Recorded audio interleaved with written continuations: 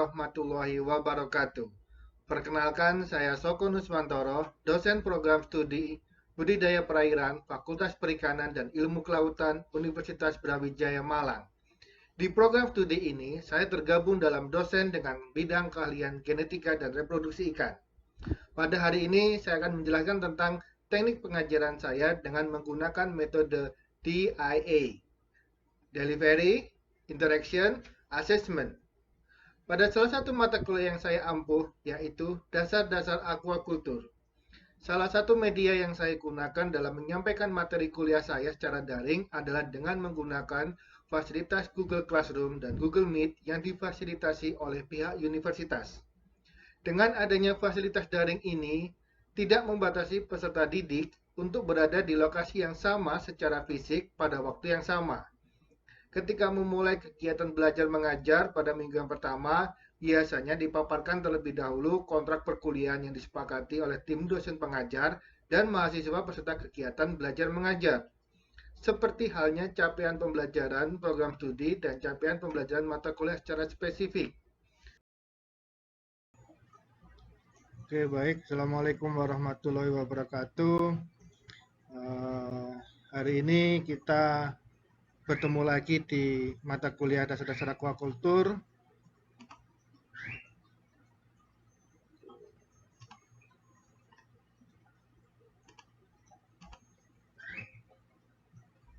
Di mana kode mata kuliah PFF 3004. Kemudian untuk mengingatkan kembali untuk capaian pembelajaran di mata kuliah Dasar-Dasar Aquaculture ini adalah untuk CPL Prodi yang pertama mampu menguasai prinsip-prinsip budidaya ikan, yang kedua mampu mengaplikasikan pengetahuan dan teknologi pada bidang budidaya air tawar, payau, dan laut. Kemudian yang ketiga mampu berkomunikasi dan mengembangkan jejaring dalam bidang aquaculture. Yang keempat mampu merencanakan dan mengelola sistem budidaya yang berkelanjutan. Untuk capaian mata kuliah sendiri, yang pertama mampu memahami produktivitas perairan dan pengelolaan budidaya dan jasad-jasad air laut lainnya. Yang kedua, mampu menguasai prinsip-prinsip budidaya ikan. Untuk deskripsi mata kuliah ini mempelajari tentang prinsip-prinsip yang mendasari produktivitas perairan dan pengelolaan budidaya dan jasad-jasad air laut lainnya. Dari 14 pertemuan ini dibagi ke 12 materi. Satu adalah pendahuluan, minggu pertama, minggu kedua definisi aquaculture, minggu ketiga konsep dasar ekologi, minggu keempat ekosistem kolam ikan dilihat dari faktor kimia perairan, nomor 5 ekosistem kolam ikan dilihat dari faktor fisika perairan, nomor 6 penentuan lokasi budidaya, nomor 7 pertumbuhan ikan. Nah, biasanya setelah pertumbuhan ikan atau minggu ke-7 ada UTS. Kemudian minggu ke-8 adalah produksi ikan, minggu ke-9 pakan ikan, ke-10 pakan suplemen, ke-11 dampak aquaculture, ke-12 budidaya ikan terpadu, 13 dan 14 kita isi dengan studi kasus dan presentasi. Ini adalah beberapa daftar pustaka utama dan pendukung yang digunakan. Yang utama adalah kita menggunakan Zonneval tahun 1991. Ini tentang prinsip-prinsip budidaya ikan. Untuk pendukung bisa dibaca di sini. Baik, menginjak untuk materi hari ini mengenai pakan ikan. Baik, latar belakang tentang pakan ikan adalah yang kita harus ketahui. Yang pertama, tujuan utama operasional budidaya adalah produksi ikan. Produksi ini bisa dicapai hanya melalui pertumbuhan. Jadi kalau Anda mau produksi ikan, rata-rata ini yang dicari adalah pertumbuhannya. Kemudian pada organisme hidup, hal ini bisa dilakukan oleh uptake material dari luar dengan melalui metabolismenya, dikonversi ke dalam tubuh ikan. Kemudian nutrisi pakan ikan merupakan sumber bahan organik yang sangat esensial untuk merealisasikan pertumbuhan. Nah, sebagai masalah yang utama, pakan ini memang harus dicermati karena hampir sekitar 60% biaya produksi ini habisnya atau pengeluarannya berasal dari pakan. Nah, di sini pakan buatan ini biasanya ada 3 macam, yaitu pakan tambahan, pakan suplemen, dan pakan utama. Kalau pakan tambahan ini adalah pakan yang hanya sengaja dibuat untuk memenuhi kebutuhan pakan ikan. Jadi ini sebagai tambahan saja. Karena misalnya kalau untuk yang lainnya masih menggunakan pakan alami misalnya, sehingga hanya ditambahkan sebagai tambahan. Kemudian pakan suplemen ini adalah pakan tambahan dengan spesial. Biasanya ada tambahan, oh ini misalnya mengandung lebih banyak omega, atau ini mengandung lebih banyak pigmen untuk mencerahkan cahaya, mencerahkan warna tubuh. Kemudian pakan utama, di sini adalah pakan yang sengaja dibuat untuk menggantikan sebagian besar atau keseluruhan pakan alami. Jadi ini yang biasanya kita gunakan untuk sekarang di budidaya secara modern, kita pakan ini sebagai pakan utama. Nah, ini yang perlu kita ketahui, sebenarnya pakan itu buat apa di ikan. Ya, setelah dalam pakan ini masuk ke dalam tubuh ikan, kemudian dia yang pertama eh,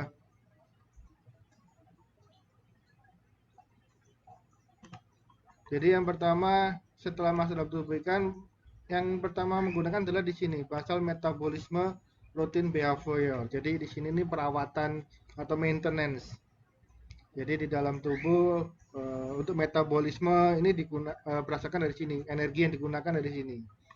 Nah, apabila kemudian ada surplus setelah maintenance atau metabolisme selesai, maka yang pertama menggunakan adalah untuk pertumbuhan.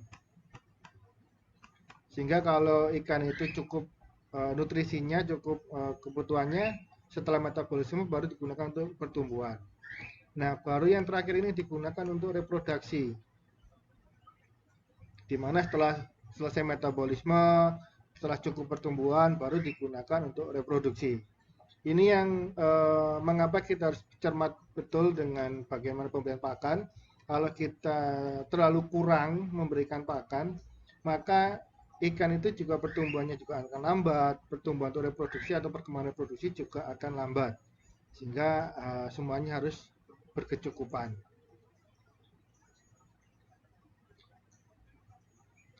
Jadi fungsi pakan yang pertama adalah sumber energi dan pertumbuhan, terus kemudian ini pengobatan ketika ada luka atau sakit, kemudian pembentukan warna tubuh, beberapa biasanya ditambahkan zat-zat yang bisa mencerahkan pigmen, kemudian peningkatan citra rasa, reproduksi, dan perbaikan metabolisme lemak.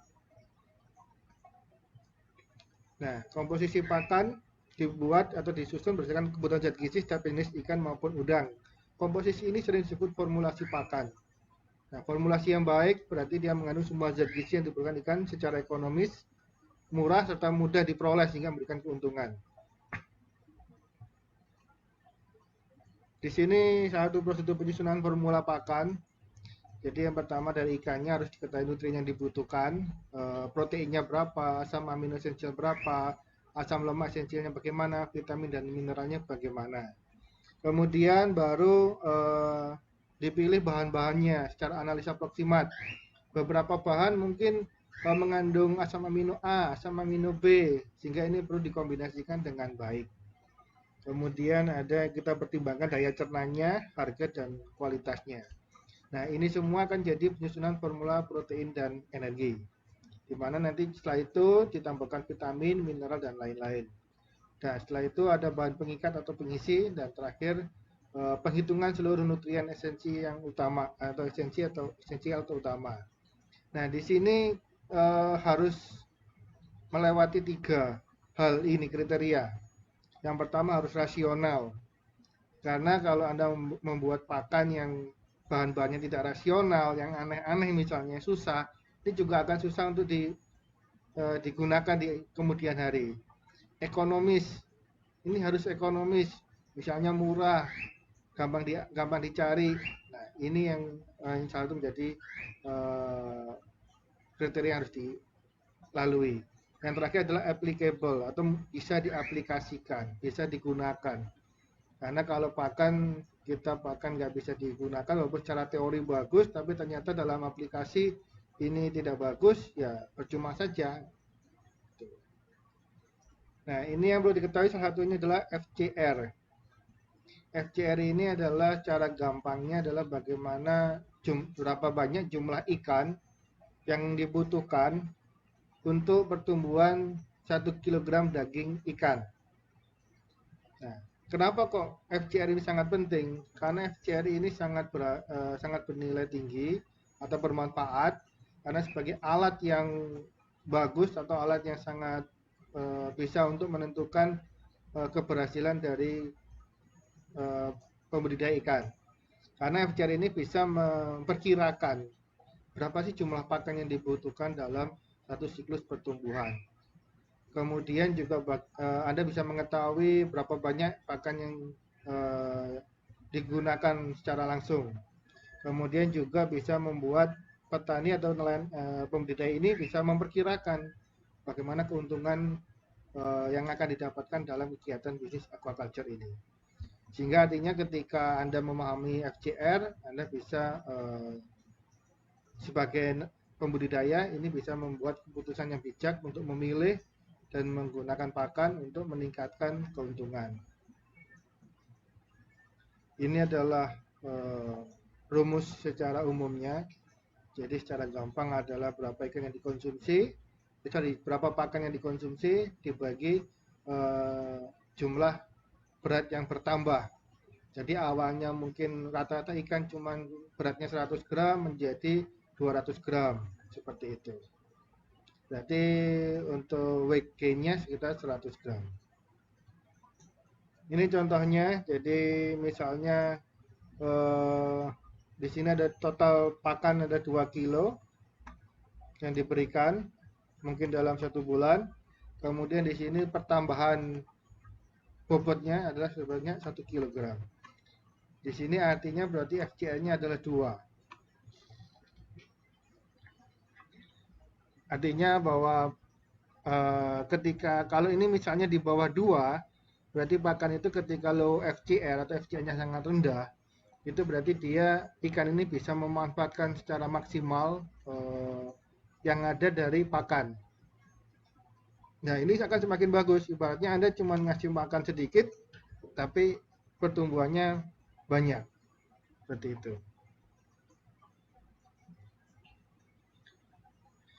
Kebutuhan nutrisi di sini sangat berperan dibandingkan dengan jumlah pakan. Jadi Anda ibaratnya kalau mau makan nasi 5 kilo dibandingkan dengan kayak ayam goreng dan sebagainya, ini harus dipertimbangkan dari nutrisinya.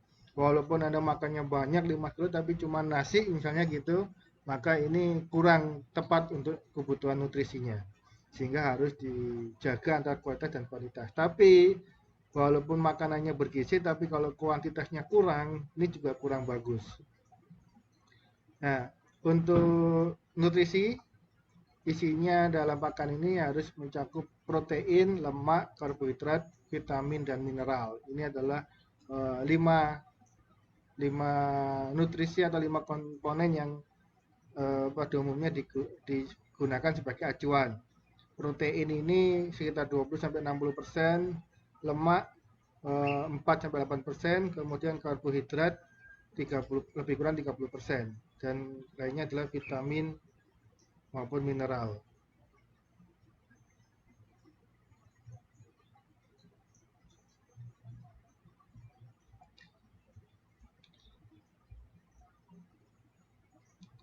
Di sini protein adalah fungsinya yang utama sebagai zat pembangun, membentuk jaringan baru, pengganti jaringan yang rusak dan proses reproduksi. Juga sebagai zat pengatur dan juga zat pembakar. Kemudian ada ini protein ini juga mengandung asam amino yang dihitung. Jadi sebagai acuan adalah asam aminonya. Ada asam amino esensial yang sangat dibutuhkan oleh ikan dan ini tidak dapat disintesis oleh ikan sendiri sehingga harus tersedia di dalam pakan atau ditambahkan. Kemudian ada asam amino yang non esensial, ini dapat disintesis dalam tubuh ikan sendiri dengan bantuan unsur-unsur lain dalam tubuh ikan. Ini adalah contoh beberapa protein atau asam amino. Yang sebelah kiri adalah asam amino esensial, yang sebelah kanan adalah asam amino non esensial. Ya, Untuk ikan-ikan yang karnivora, karena dia memang pada dasarnya adalah pemakan daging, sehingga dia rata-rata membutuhkan tingkat protein yang lebih tinggi dibandingkan ikan herbivora. Contohnya kalau Anda mengetahui ditambah udang dibandingkan dengan misalnya kolam ikan lele atau ikan nila, pasti pakan yang digunakan akan berbeda. Untuk tambah udang rata-rata dengan protein yang 40%, sedangkan kalau untuk ikan nila bisa sekitar 24%. Ini yang membedakan karena mereka, maaf, karena kalau udang ini sebenarnya ikan karnivora, sedangkan ikan nila bisa ke herbivora. Kemudian yang perlu Anda ketahui juga, ikan pada stadium larva membutuhkan tingkat protein yang lebih tinggi dibandingkan ikan dewasa. Kemudian tingkat protein optimum dalam pakan untuk pertumbuhan ikan berkisar 30-50%.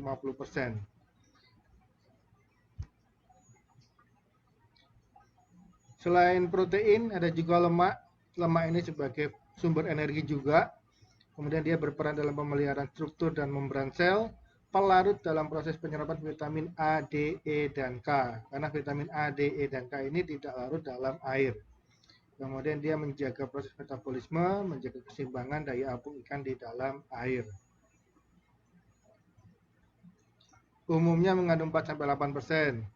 Dan ini tidak boleh berlebihan di dalam pakan ikan, karena bisa jadi pakan akan mudah teroksidasi atau mudah tengik. Kemudian penimbunan lemak pada khusus ikan, hati, dan ginjal. Ini bisa menyebabkan kegemukan dan kadang-kadang nafsu makan akan berkurang. Mengandung asam lemak esensial. Di sini contoh penting adalah omega 3, BUFA, dan DHA. Selain dua yang tadi yang paling utama, sekarang ada karbohidrat yang termasuk ketiga besar. Di sini senyawa organik yang terdiri dari serat kasa dan bahan bebas tanpa nitrogen. Menurut ukuran molekul dapat dibagi menjadi monosakarida, fruktosa, glukosa. Kalau di sakarida, sukrosa, dan maltosa, polisakarida adalah selulosa, pati, dan kanji. Nah, ini sebagai contohnya, kalau Anda lihat di sini, untuk ikan-ikan yang lebih ke herbivore, biasanya dia bisa mengkonsumsi atau memanfaatkan lebih banyak karbohidrat dibanding dengan seperti ikan kerapu ini. Ikan mas dan ikan kerapu ini berbeda, yang satu lebih ke herbivore, yang satu lebih ke carnivore. Ini adalah beberapa sumber bahan-bahan yang bisa digunakan untuk sebagai acuan bahwa bahan-bahan tersebut mengandung karbohidrat. Selain ini, biasanya karbohidrat ini juga digunakan sebagai binder atau perekat yang membuat pakan itu jadi bulat keras seperti itu. Kemudian yang tak kalah penting ada vitamin. Walaupun vitamin ini dalam jumlah yang dibutuhkan jumlah yang sedikit, dia tetap harus ada karena beberapa zat organik ini dibutuhkan untuk pertumbuhan dan ketahanan kondisi tubuh. Dan yang paling utama adalah tidak dapat disintesis di dalam tubuh. Ini contohnya yang larut ataupun yang larut dalam air dan larut yang tidak larut dalam air. Karena kalau tidak larut dalam air maka dia biasanya larut dalam lemak karena polar dan bipolar. Kemudian di sini fungsi yang utama adalah sebagai dari enzim dan koenzim. Kemudian bertanggung jawab sebagai jaringan tubuh, mempengaruhi pertumbuhan dan pembentukan sel. Membantu pembuatan zat-zat tertentu dalam tubuh. Oke, mineral. Di sini bahan anorganik yang dibutuhkan dalam jumlah sedikit, namun memiliki fungsi yang sangat penting. Jadi di sini sebagai struktur dari jaringan, kemudian menjaga keseimbangan asam basa, dan berperan dalam fungsi metabolisme, dan sebagai komponen utama dari enzim, vitamin, hormon, dan pigmen. Di sini terbagi dari dua, makro dan mikro. Kalau makro mineral ini konsentrasinya lebih tinggi di dalam tubuh, sedangkan untuk mikro ini konsentrasinya lebih rendah, sehingga kebutuhannya juga akan lebih sedikit.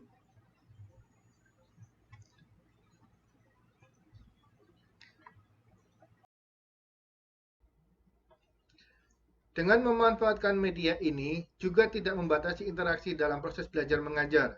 Mahasiswa dengan mudahnya dapat menanyakan apa yang tidak atau kurang dimengerti dalam proses pemaparan materi yang dosen berikan pada hari itu setelah pemaparan materi berakhir. Baik, untuk presentasinya hari ini kelasnya materi seperti itu. Atau mungkin ada yang mau ditanyakan atau kalau ada yang kurang jelas bisa ditanyakan. Oke, silakan Waliyuddin Muhaimin. Baik, sebelumnya terima kasih Pak atas kesempatannya. Saya izin bertanya. Tadi sempat dijelaskan dalam slide fungsi pakan itu menambah cita rasa. Nah, saya di situ masih belum paham maksudnya dari menambah cita rasa itu bagaimana aja Pak. Itu aja. Terima kasih Pak. Oke, jadi di dalam pakan ini untuk menambah cita rasa itu beberapa zat, misalnya Anda menggunakan sebagai pakan, Anda memberikan pakan tambahan. Di sini bisa mengandung fermentasi dari prebiotik tertentu. Jadi ibaratnya pakan ini dicampur dengan bahan prebiotik, kemudian nanti di dalam setelah diberikan ke ikan, nanti ini daging dari ikan ini akan memiliki rasa-rasa tertentu. Jadi misalnya Anda mau beberapa hal seperti apa ya kemarin untuk mengurangi rasa amis misalnya atau membuat biar ikan ini lebih keset dagingnya, itu bisa dilakukan melalui pemberian pakan tadi dengan tambahan suplemen tertentu atau prebiotik tertentu. Oke, silakan Aldia Atta. Baik Pak, terima kasih. Ya. Tadi kan dijelaskan bentuk pakan ikan itu berbagai macam bentuk ya Pak. Nah, apakah dari bentuk pakan itu berpengaruh terhadap jenis spesies target yang diberikan pakannya itu Pak? Oke, jadi bentuk ini lebih ke bagaimana kalau bentuknya secara umum, misalnya ada yang bulat, ada yang tadi mungkin gambar tablet atau apa. Ini sebenarnya bagaimana kita mudahnya untuk mencetak. Tetapi untuk yang paling terpenting adalah ukurannya, karena ini harus sesuai dengan bukaan mulut ikan tersebut. Nah, kalau bentuknya apapun asalkan misalnya kalau ikan kecil dengan pakan yang ukuran kecil, maka ini yang lebih diutamakan daripada yang sekitar bentuk. Oke, silakan Muhammad Amri. Baik Pak, terima kasih atas waktunya. Saya Muhammad Amri, izin bertanya Pak. Tadi kan pada slide kan dijelaskan salah satu tujuan fungsi dari pakan itu kan dapat mencerahkan warna dari ikan yang akan diberi makan. Nah, mungkin yang saya tanyakan itu contoh bahan apa sih Pak yang ditambahkan ke dalam pakan supaya agar nantinya itu ikan yang mengonsumsi pakan yang akan kita berikan itu dapat warnanya lebih cerah daripada makan pakan-pakanan yang tidak diformulasikan seperti itu Pak. Matur nuwun. Oke, saya coba jawab. Jadi seperti ikan-ikan hias, seperti Anda tahu ikan koi, mungkin ikan koki, intinya ikan-ikan yang lebih cenderung ke warna. Nah, ini bisa menambahkan yang namanya beta karoten. Beta karoten ini bisa terutama mencerahkan warna merah. Jadi Anda kalau pelihara ikan koi, ikan-ikan yang mayoritas berwarna merah, maka ingin lebih bagus lagi, ini gunakan pakan-pakan tambahan yang mengandung beta karoten. Ini nanti akan bisa membuat warnanya akan lebih cerah. Begitu, Dik.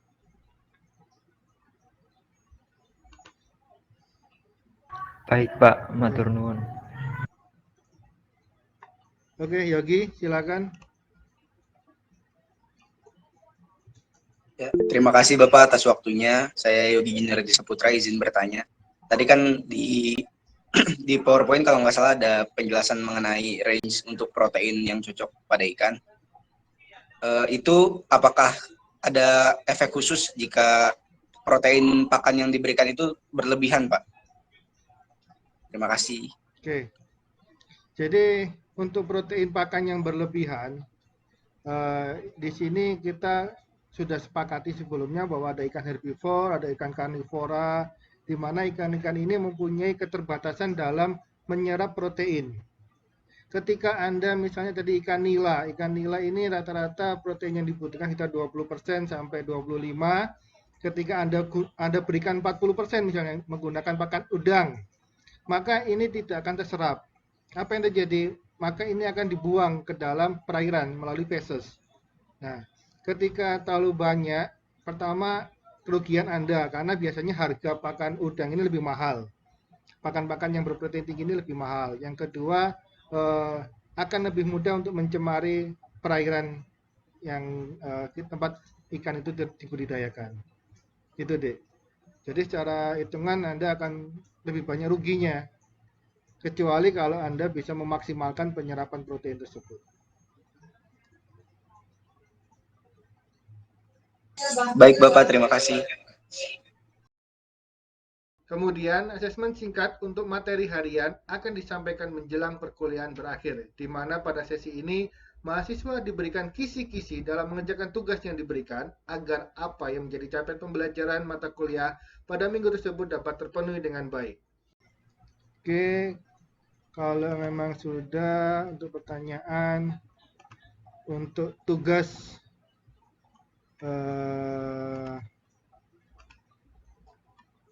tugas seperti biasa.